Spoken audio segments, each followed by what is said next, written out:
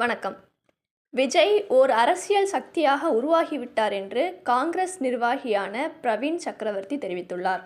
காங்கிரஸ் நிபுணர் மற்றும் தரவு பகுப்பாய்வு குழுவின் தலைவராக இருந்த சசி தரூரினிடத்தில் இப்போது பிரவீன் சக்கரவர்த்தி உள்ளார்.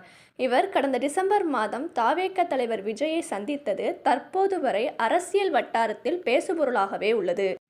இந்நிலையில் கோவையில் செய்தியாளர்களை சந்தித்த பிரவீன் சக்கரவர்த்தி, தவேக தலைவர் விஜயை நான் சந்தித்தது உண்மை என ஏற்கனவே கூறிவிட்டேன்.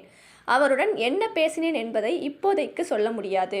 எனது அடையாளம் காங்கிரஸ் கட்சி மட்டுமே அல்ல. நான் ஒரு தனி நபராக விஜயை சந்திப்பதில் என்ன தவறு இருக்கிறது? நான் தனிப்பட்ட முறையில் டெல்லியில் பலரை சந்திக்கிறேன். அப்படித்தான் விஜயையும் சந்தித்தேன். ஆனால் தமிழகத்தில்தான் அதை கேள்விக்கு உள்ளாக்குகிறார்கள். விஜய் கூட்டத்திற்கு மக்கள் உற்சாகமாக வருகிறார்கள். விஜயை மக்கள் நடிகராக மட்டுமே பார்க்கவில்லை, அவரை ஓர் அரசியல்வாதியாக பார்க்கிறார்கள். அதை யாராலும் மாற்ற முடியாது. விஜய் ஓர் அரசியல் சக்தியாக உருவாகிவிட்டார் என கூறினார். தொடர்ந்து, காங்கிரஸ் கட்சி தமிழகத்தில் 60 ஆண்டுகளாக ஆட்சியில் இல்லை. காங்கிரஸ் கட்சியை பலப்படுத்த வேண்டிய நேரம் வந்துவிட்டது. அதற்காகவே அதிக சீட்டு, ஆட்சியில் பங்கு, அதிகாரத்தில் பங்கு ஆகிய 3 முக்கிய கோரிக்கைகள் தற்போது வைக்கப்பட்டுள்ளன.